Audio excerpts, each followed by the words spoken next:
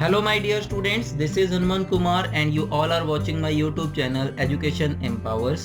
My dear students, last video tutorial में मैंने आपको पोजिशनल पैरामीटर्स, डिफॉल्ट पैरामीटर्स और कीवर्ड पैरामीटर्स के बारे में बताया था।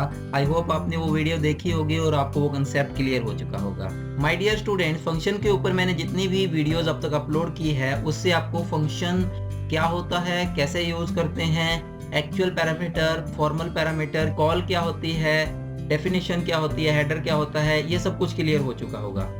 आज के इस वीडियो ट्यूटोरियल में मैं आपको कुछ प्रोग्राम बना के दिखाऊंगा फंक्शन यूज करके। इन एग्जांपल्स के बाद आपको फंक्शन और अच्छी तरह से क्लियर हो जाएगा और जहाँ पे भी आपको जरूरत महसूस होगी भी हम इस प्रोग्राम को फंक्शन की हेल्प से बना सकते हैं तो उनको आप फंक्शन की हेल्प से बनाने लग जाएंगे। तो आइए शुरू करते हैं। यहाँ पे मैंने पहले से ही प्रोग्राम बना रखे हैं, तो यहाँ पे मैं अपनी आइडियली ओपन कर लेता हूँ और ये रहा मेरा प्रोग्राम फैक्टोरियल। इसमें मैंने फंक्शन की हेल्प से किसी भी नंबर का फैक्टोरियल कैलकुलेट करने का प्रोग्राम बनाया है। तो सबसे पहले जीरो आइडेंटिफिकेशन वाली मेरी ये स्टेटमेंट एग्जीक्यूट होगी और ये मेरे से रन टाइम पे एक पॉजिटिव नंबर एंटर करने के लिए कहेगी। उसके बाद मैंने फैक्टोरियल नाम का एक फंक्शन कॉल किया जिसको नंबर पास कर दिया। अब जैसे ही ये स्टेटमेंट एग्जीक्यूट होगी तो फंक्शन कॉल कंट्रोल को यहाँ पे ट्रांसफर कर देगी फंक्शन डेफिनेशन पे। यहाँ से जो नंबर आपने पास किया है वो इसमें कॉपी हो जाएगा। आप यहाँ पे कोई भी नेम यूज कर सकते हैं। उसके बाद मैंने यहाँ पे फैक्ट नाम का वेरिएबल बनाया जिसको मैंने 1 से इनिशियलाइज किया। उसके बाद मैंने एक लूप बनाया, क्योंकि फैक्टोरियल होता क्या है, अगर आपको किसी भी नंबर का फैक्टोरियल कैलकुलेट करना है तो उस नंबर से लेके 1 तक जितने भी नंबर आते हैं उनको आपस में मल्टीप्लाई करना है। जैसे 5 का फैक्टोरियल 5 × 4 × 3 × 2 × 1 डन। तो जितना भी आपके पास ये मल्टीप्लिकेशन करने के बाद आंसर आएगा वो फैक्टोरियल है। तो यहाँ पे ये जो नंबर आया है इसी को यूज करेंगे लूप में। 1 से स्टार्ट करना है लूप को और एक ज्यादा जाना है जिसका भी अपने फैक्टोरियल कैलकुलेट करना है, क्योंकि एक लेस चलता है तो यहाँ तक हमें जाना पड़ेगा। यहाँ पे अगर 5 है तो ये अगर आप +1 नहीं करोगे तो ये 4 तक ही चलेगा, इसीलिए हमने यहाँ पे एक 1 प्लस कर दिया। उसके बाद 1 का इंक्रीमेंट करना है। अगर आप ये नहीं भी लगाओगे तो बाय डिफॉल्ट 1 का ही इंक्रीमेंट होता है। नेक्स्ट है, जैसे फर्स्ट टाइम ये स्टेटमेंट एग्जीक्यूट होगी तो i को 1 वैल्यू मिलेगी और ये स्टेटमेंट एग्जीक्यूट होगी fact equal fact multiply i। तो i की वैल्यू हमारे पास क्या है 1 और फैक्ट की वैल्यू क्या है 1। तो 1 × 1 कितना हो गया 1 और वो फैक्ट में ही स्टोर हो जाएगा। उसके बाद ऊपर गया कंट्रोल, नेक्स्ट स्टेटमेंट एग्जीक्यूट नहीं होगी क्योंकि ये इसकी बॉडी पहले कंप्लीट रन करेगा।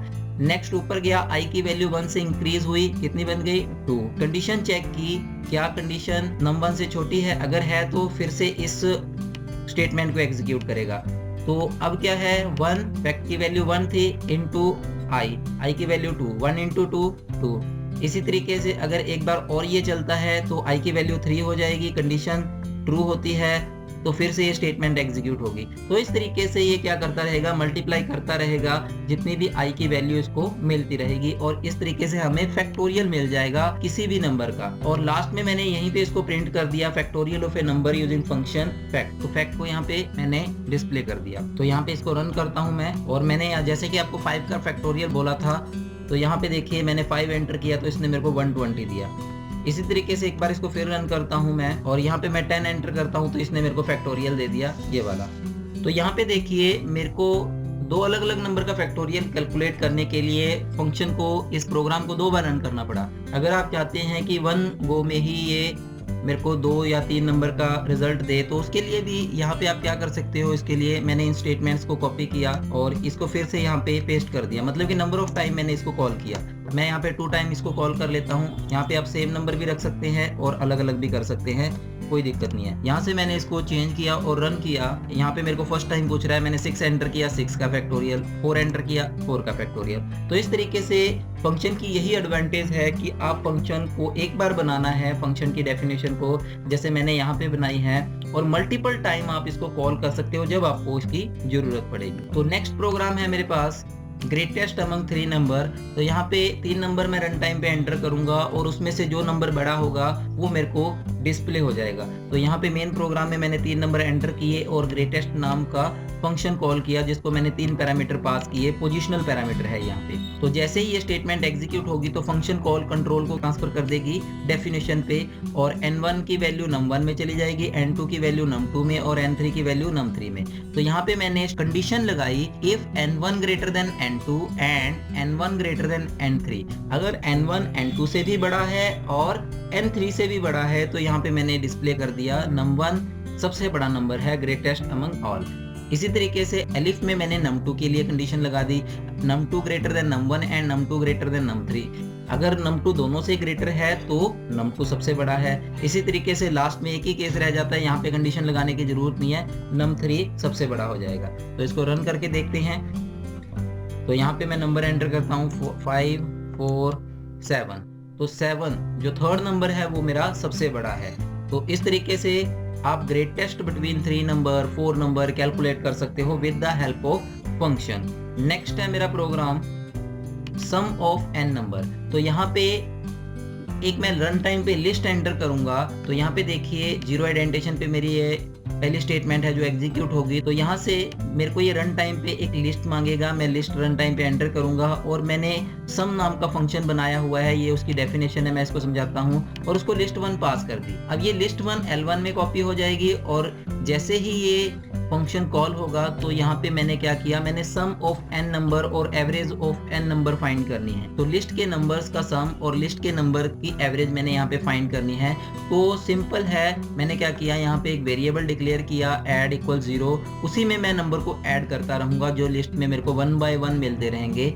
यहाँ से मैंने लूप स्टार्ट किया for i in range length L1। तो लेंथ L1 मेरे को लिस्ट में जितने भी एलिमेंट्स होंगे, अगर 2 हैं तो 2 दे देगा, 3 है 3 दे देगा, 5 10 जितने भी एलिमेंट्स मैं रन टाइम पे एंटर करूंगा तो उसकी लेंथ कैलकुलेट करके इस लूप को कंट्रोल करेगा। तो ये लूप कहाँ तक चलेगा, 0 से लेके लेंथ तक चलेगा, मतलब कि लेंथ -1 तक चलेगा क्योंकि ये कम चलता है, और 1 1 का अपडेट होता रहेगा। तो यहाँ से मेरे को क्या मिलेगा, i की वैल्यू मिलती जाएगी। तो i की वैल्यू पहले 0 फिर 1 फिर 2 up to so on n होगी। तो इसी i की वैल्यू को मैं एज ए इंडेक्स यूज करूंगा लिस्ट का। तो यहाँ पे लिस्ट के इंडेक्सिंग की वैल्यू मैं फैक्च करता रहूंगा। फर्स्ट टाइम जो लूप एग्जीक्यूट होगा तो लिस्ट का जो 0 इंडेक्स पे एलिमेंट है वो यहाँ पे आएगा। सेकंड टाइम पे जब लूप एग्जीक्यूट होगा लिस्ट का जो सेकंड एलिमेंट है वो यहाँ पे आएगा। थर्ड टाइम जब i की वैल्यू 2 हो जाएगी तो लिस्ट का जो थर्ड एलिमेंट है तो वो यहाँ पे आएगा। तो इस तरीके से up to so on l element तक ही आता जाएगा और ऐड करके उसको ऐड में ही स्टोर करवा देगा। तो एक बार रन करके देखते हैं प्रोग्राम को। तो मैं यहाँ पे लिस्ट एंटर करता हूँ 4 5 6 7। तो यहाँ पे मेरे पास इसका टोटल हो जाता है 22 और इसकी एवरेज आ जाती है 5.5। तो यहाँ पे देखिए जैसे ही ये सम फंक्शन कॉल होगा तो कंट्रोल डेफिनेशन की तरफ चला जाएगा और ऐड को क्या मिल जाएगा, 0। यहाँ पे मैं कमेंट कर देता हूँ, ऐड को 0 वैल्यू मिल गई और ये लूप एग्जीक्यूट होना स्टार्ट हो जाएगा। तो यहाँ पे लेंथ कितनी हो जाएगी, लेंथ इसके अकॉर्डिंग यहाँ 4 सेट हो जाएगी। तो फर्स्ट टाइम पे i को क्या मिलेगा, i इक्वल 0 मिला। तो ऐड में क्या हुआ, कंडीशन ट्रू हुई, i equal 0 less than 4 condition true, add equal add plus L1 का i। तो L1 का i कितना है, L1 का 0। तो L1 के 0 पे क्या है 4। तो ऐड में क्या ऐड हो गया, 4 हो गया और किस में स्टोर हो गया, ऐड में ही स्टोर हो गया। उसके बाद ऊपर गया कंट्रोल, i की वैल्यू +1 हुई, कितना हो गया, i 1 हो गया। तो उसके बाद नेक्स्ट क्या है, ये स्टेटमेंट, ये कंडीशन ट्रू है क्योंकि 1 लेस देन 4 है। ऐड इक्वल ऐड में कितना है 4 है प्लस L1 का i, L1 का i मतलब L1 का 1, L1 का 1 कितना है 5। तो 4 + 5 कितना हो गया, 9 हो गया।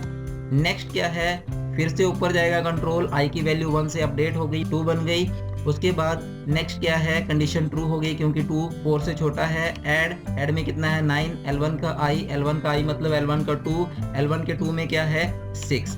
तो 6 क्या हो जाएगा, 9 में ऐड हो जाएगा, कितना हो गया 15 बन गया। उसके बाद i की वैल्यू फिर 1 से अपडेट हुई, कंडीशन फिर ट्रू हुई क्योंकि 3 4 से छोटा है, कंडीशन ट्रू हुई तो फिर से ये एग्जीक्यूट होगा।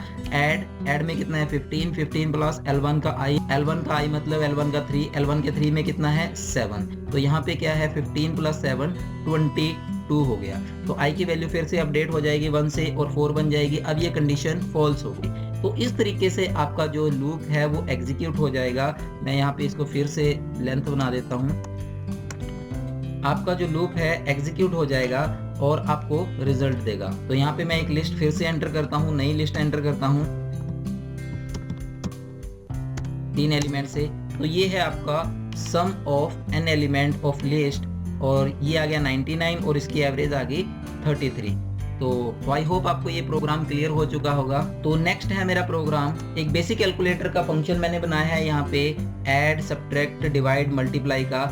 तो यहाँ से मैं अपने मेन प्रोग्राम से स्टार्ट करता हूँ। 2 नंबर को मैंने एंटर करवाया। तो थर्ड स्टेटमेंट है मेरी सिलेक्ट ऑपरेशन। उसके बाद मैंने प्रिंट की स्टेटमेंट दी है 1 for addition, 2 for subtraction, 3 for multiplication and 4 for division. तो इस तरीके से जो भी मैं यहाँ पे नंबर एंटर करूंगा उसके अकॉर्डिंग क्या है वो मेरा ऑपरेशन कॉल होगा। तो यहाँ से मैंने क्या किया, ऑपरेशन को इनपुट कराया, इंटीजर वैल्यू इनपुट करवाई 1 2 3 4। जो भी मैं यहाँ पे नंबर एंटर करवाऊंगा उसके अकॉर्डिंग ही इसमें से कॉल होगा। अब यहाँ पे मैंने कैल्क नाम का फंक्शन कॉल किया है जिसको n1 नंबर 1 और नंबर 2 पास किया और साथ में ही वो नंबर पास कर दिया जो ऑपरेशन हम परफॉर्म करना चाहते हैं। तो 1 के लिए क्या है एडिशन, 2 के लिए सब्ट्रैक्शन, जो भी आप एंटर करना चाहो। तो उसके बाद कंट्रोल स्टेटमेंट को कॉल करते ही यहाँ पे डेफिनेशन पे ट्रांसफर हो जाएगा। अब अगर हमने 1 एंटर किया है तो ये फर्स्ट कंडीशन ट्रू हो जाएगी, OP = 1।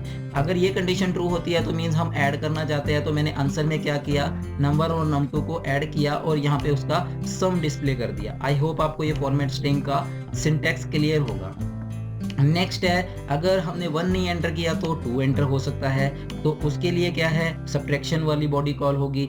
उसके बाद 3 के लिए मल्टीप्लिकेशन, 4 के लिए डिवीजन। तो इस तरीके से यहाँ पे मैंने एक बेसिक सा कैलकुलेटर बनाया है। तो इसको रन करके देखते हैं।